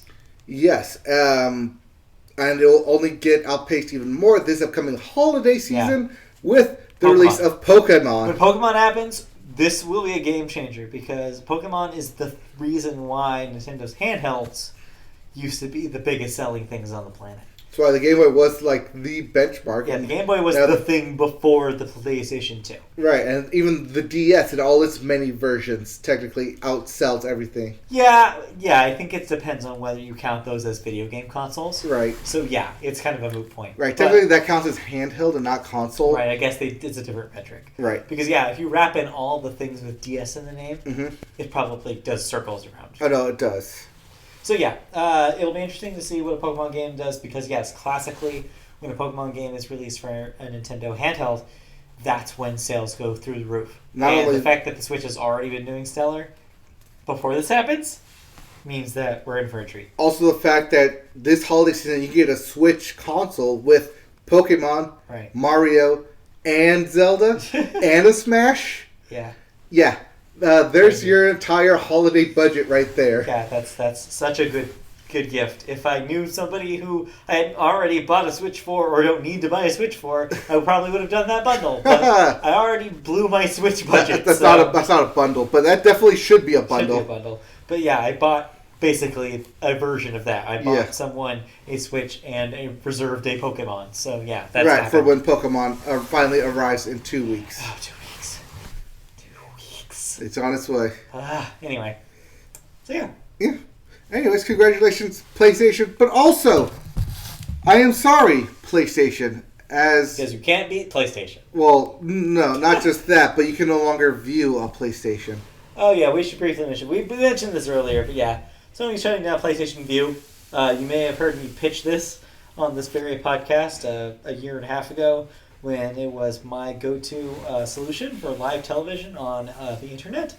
However, I bailed because they upped the price too high. And apparently, they're bailing because they have announced that they will be discontinuing the service in 2020. Like you said, they probably either priced themselves out or just not enough people were signing up for it. All I know is good news for me because, one, I jumped ship to Hulu Live TV, which means that maybe after Sony removes PlayStation View from their consoles, maybe Hulu will then give me live TV on PlayStation 4. Yeah. That would be nice. Please do that, Hulu. Please do that. Thank you. All right, that's it for that story. It's interesting. It is definitely a loss. I wonder if they're mainly doing it to free up servers for an expansion of PlayStation Now going into the PS5 era and doing their own, just switching those PS View servers over to a Game Pass of sorts for just new PS5 content. It's an interesting theory. It's also interesting considering that Sony has not said anything about a streaming service of their own. Right. Which makes me wonder if this is maybe part of some sort of large brand thing that they're going to tie into PS5, which would involve a Sony-branded streaming service that's not Crackle. But that's the thing, though, is that their streaming service their streaming Gaikai service of PlayStation Now. That's for video games. I'm talking about television. Oh. And movies. Oh, you want that? I think that maybe them canceling View is them being like, no, we need to compete. This is not the right sector to compete in. We need to be competing with Disney Plus. Oh, not these guys. So you're saying that's just going to be rebranded as a Sony specific? I think that's what this is. So that's the Crackle. That's the Crackle 2 coming in 2020. That's my call. Snap, Crackle, and Poppin'. Yeah, whatever they decided to call it. Sony. It would be interesting if they pulled a Warner and branded it with something that's really popular, say PlayStation, and called it like PlayStation Plus. Oh wait, no. I was gonna say PlayStation TV, but that's also already a thing. Yes, it is. PlayStation.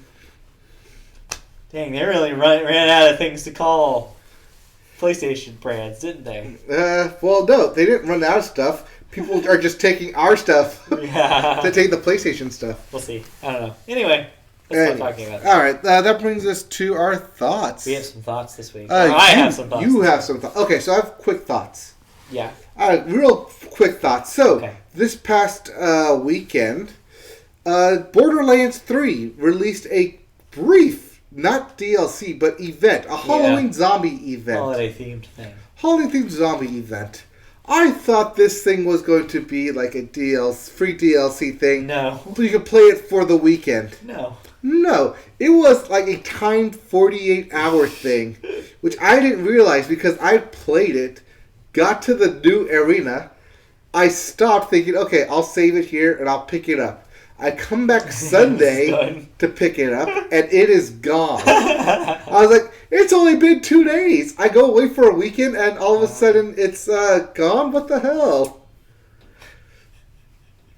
But, yeah, it's weird that how they try and shoehorn this thing into it is really weird because you killed the same enemies, only this time they spawned ghosts. And to kill those ghosts in order to access the secret arena. Not great.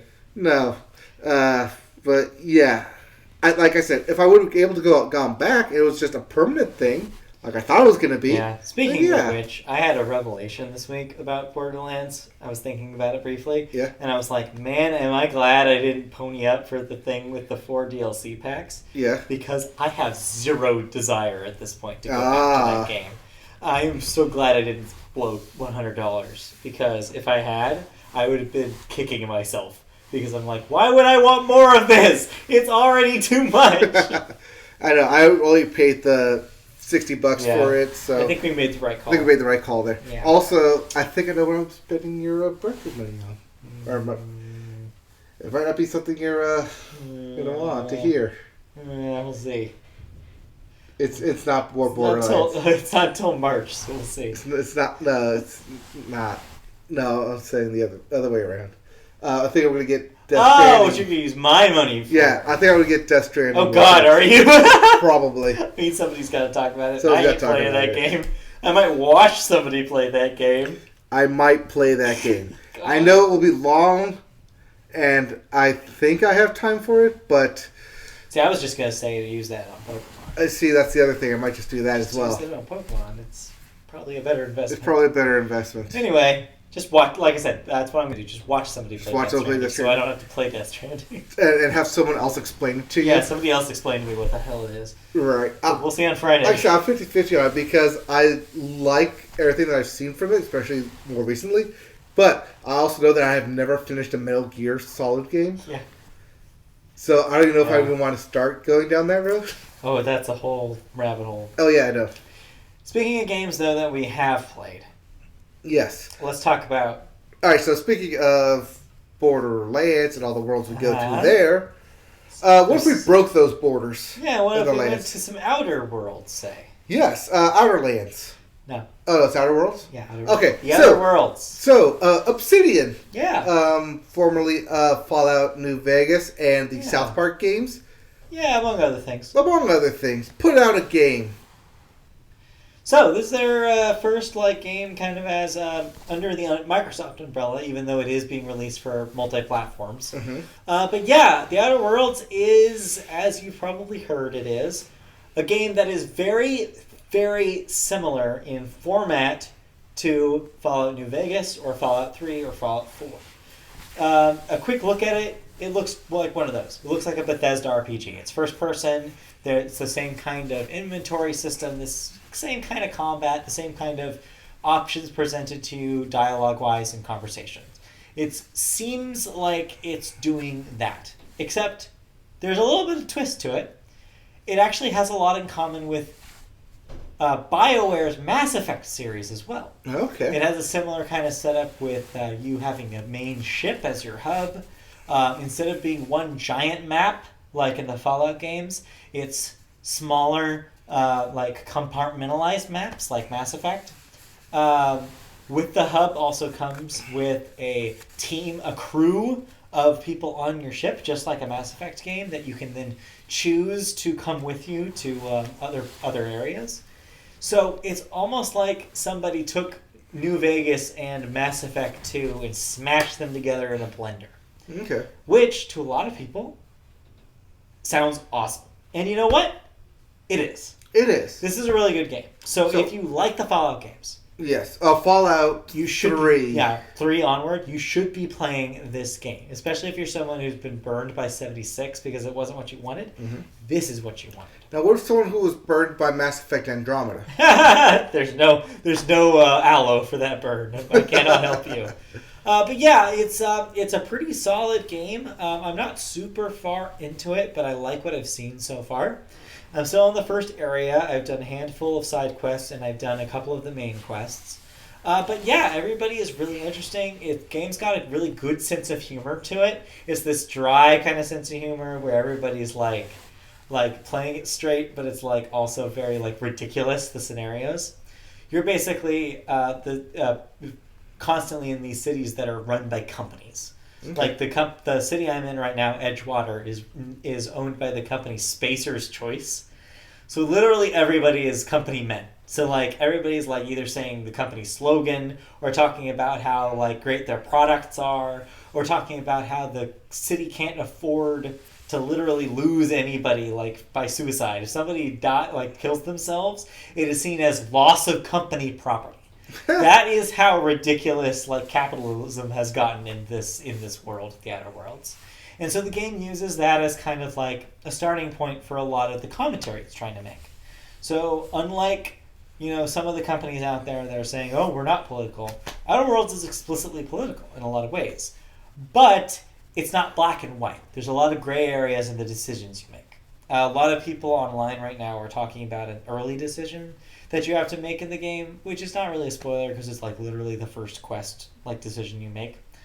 But yeah, it's been a topic of conversation lately because of how complicated it can be.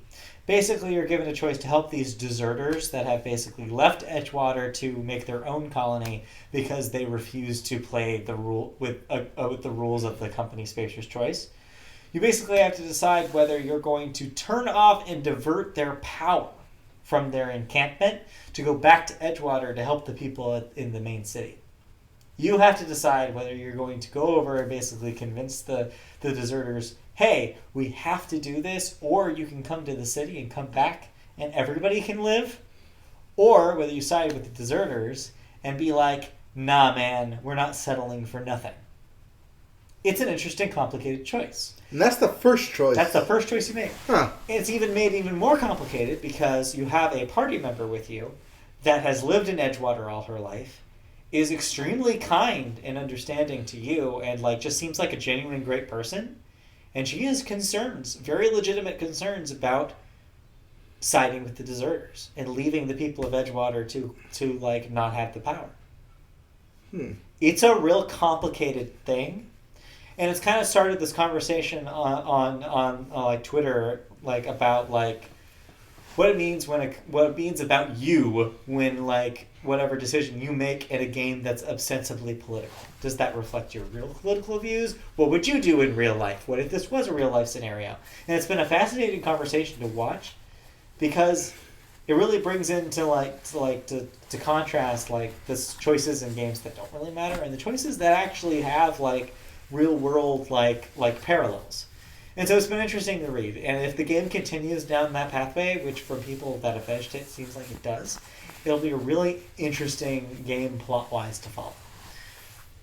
As for the actual act of playing the game, it plays like a Fallout game. So You're talking to people, you're like putting points into skills like stealth skills, combat skills, long-range gun skills, lying skills, persuasion skills. So the game constantly gives you the option to like get yourself out of conversations or to fight yourself out of conversations depending on the character you want to play.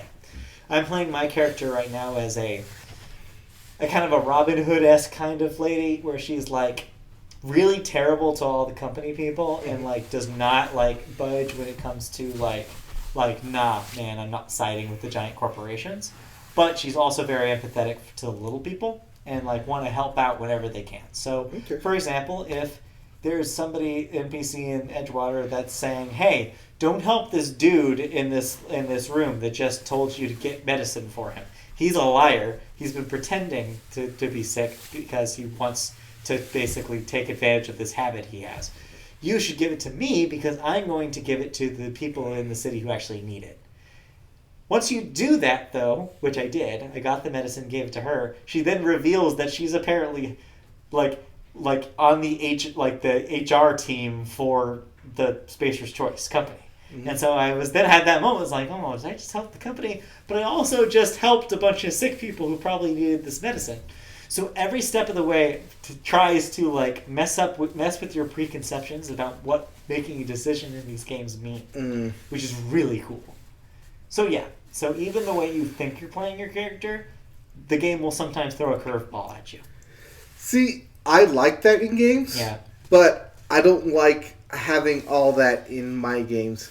Like, because I tried to play Fallout, tried to play Skyrim, and those dialogue trees and like the way it's all set up and walkthrough wise is not a type of game that I enjoy when I play. It feels like a chore doing all that. But the way you're describing it sounds like something I would enjoy.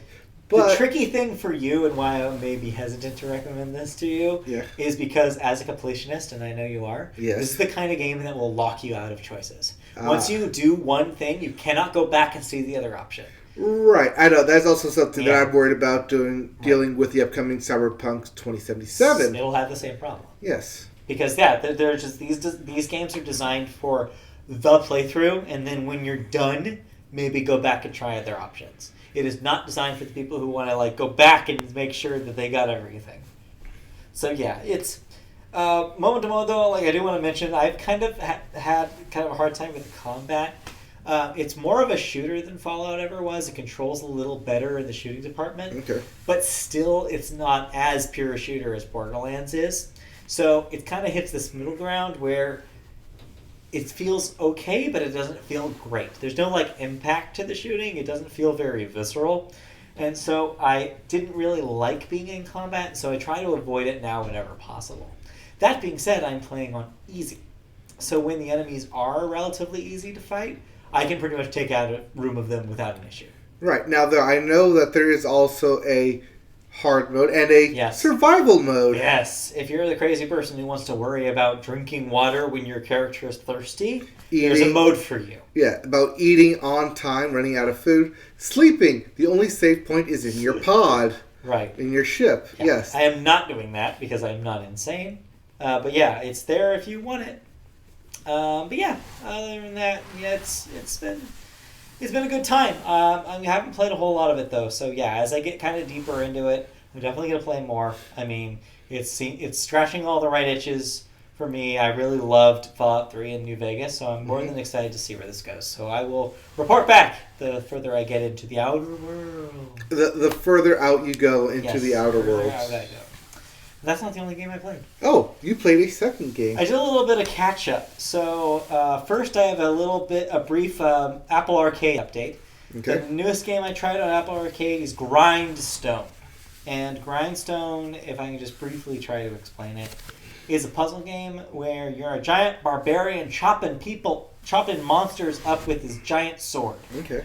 And basically, it kind of works like one of those games where you have a group of colors and you have to delete the other colors so that way you get bigger combos of colors. Oh, yes. It's like one of those, except with a more specific task. Okay. You are basically doing that where you're making a path basically through these colored monsters, keeping to one color and trying to cut as many as possible to create the biggest combo possible. Mm-hmm. But it throws in a bunch of wrenches in that concept by like adding other things on the map that are more complicated, such as enemies that you have to have a certain high enough number of combo in order to defeat, or pickups on the level like jewels and like wood for crafting that you have to get that complicate your patterns and make you want to stay on the level longer than you should.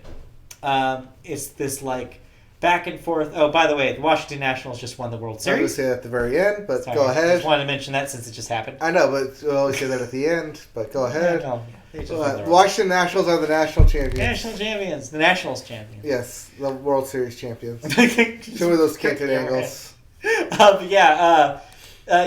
it's a fun little puzzle game. It's a little challenging. There's a big hump on the fourth puzzle that's basically like you either figure this out or you can't play the rest of the game. And it took me like 15 tries, but I did finally pass it, and now I'm like, I get it. Like, it's one of those games that immediately throws you into the fire. It's like, no, figure it out. But I love puzzle games, and so it's really fun. But man, it is hard to do that and also watch something at the same time, is what I found out. It requires a lot of focus for a puzzle game. So, yeah, that's on Apple Arcade. I believe it's also on other things mobile-wise, so take a look at that if that sounds interesting to you. It's called Grindstone.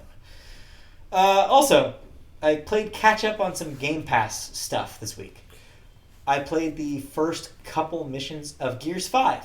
Oh. Yeah, I went back to Gears 5. I had not tried it when it came out. I like the Gears War series, so I wanted to see if it still holds up. It's still Gears, I can report. It still feels like a Gears game? It feels good. It feels like a good Gears game. So I'm liking what I've played so far. I don't know when I will have time to play more, though. And Outer Worlds is also taking up your time? Outer Worlds is taking up my time. Pokemon's going to take up my time next month. So it's like questionable whether I will return to it. But yeah, I liked what I played. So yeah, it seems like a good Gears game. And then I also played a level of Bloodstained Ritual of the Night, which is that Castlevania-like that came out. It's available on Game Pass, but it's also on other consoles this year. Yes. I played some of that. It's pretty fun. If you like the Castlevania games, it's those. It's like one of those. There's a lot of cool customization things you can do with like the shards you get, which are basically your magic powers. But man, I hit a wall with a boss. And that boss gave me a little trouble. So after like 6 deaths, I was just like, I put it down for the night. And I was like, you know what? I'll come to this back next when I have more patience. So it's one of those. That sounds like a very beautiful, sturdy, strong wall. Yeah. So we'll see if I come back to it. But yeah, I could see why a lot of people enjoyed that game this year. It's probably going to show up a lot of people's Game of the Year lists just because it's just pure, like, side-scrolling, like, Castlevania-style, like, gameplay. So if that sounds appealing to you, and if you have Game Pass, give it an install. Try out Bloodstained. It seems like it's really well made.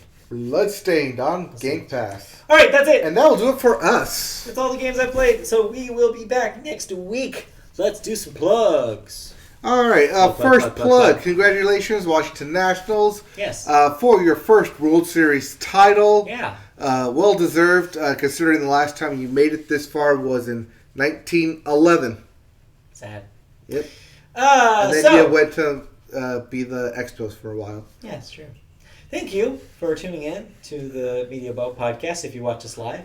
If you didn't watch us live, well, guess what? You can, because we're live on YouTube every week. If you go on to youtube.com, search Media Boat Podcast, you will find our channel. Like and subscribe. Click that bell and you'll even get notifications when we go live. And it's usually around Wednesday nights at 6:30 p.m. Next week, we will be back for a 200th episode. So, we're doing one now? That 200th episode. Oh, can you believe that? I don't know if I'll be around for that. I may call it a sick day. If you'd rather not look at us, and if you want to just listen to us, we have that option as well because we have a podcast. We're hosted on Apple Podcasts as well as many other options on your podcast downloading lifestyle. Just search Media Boat Podcast in your podcaster of choice, and you'll find us. You can also find us on social media. We're on Twitter, @MediaBoatCast is our handle. Find us there for updates. You can find us on Facebook. We have a Facebook page. Search Media Boat Podcast to find that. Leave a comment, please. It will help. You can email us at MediaBoatPodcast@gmail.com if you so wish. You can see us play video games on twitch.tv/MediaBoat. That ranges from more Borderlands action to watching our favorite new basketball player, Tig Bitties. Yep. As well as upcoming, I'm sure, more. So just wait. We'll have more games coming soon. I guess I could have talked about that a bit. Real briefly, I did play some Tig Bitties. I finished up the NBA Combine, and I got to decide which team I wanted to be. Cool. So, because I was this mythical 6-foot wingspan, 69 jersey wearing, Nice. maxed out stats 99 in literally height and wingspan and everything, I decided I was such a mythical creature, I would only go 2 mythical teams. Those being of the Wizards, Oh, okay. Makes sense. the Magic. and Yeah. the Celtics. That's good. That's really good. I picked the Wizards as my number You one. think you'd be a Celtic by his hair. Yeah, maybe. Yeah. But I picked the Wizards as my number one choice, and that's where I ended up. Also, even though I know I suck at this game, it's literally, when I finally got to the end of the My Career mode, every team was interested in me for some reason, even though I am clearly terrible. But hey, that's what, like, you want. Like, you're trying to please everyone, even though you may suck. Yeah. But yeah, you'll eventually be access to every team. But yeah, take biddies on the Washington Wizards. Fun.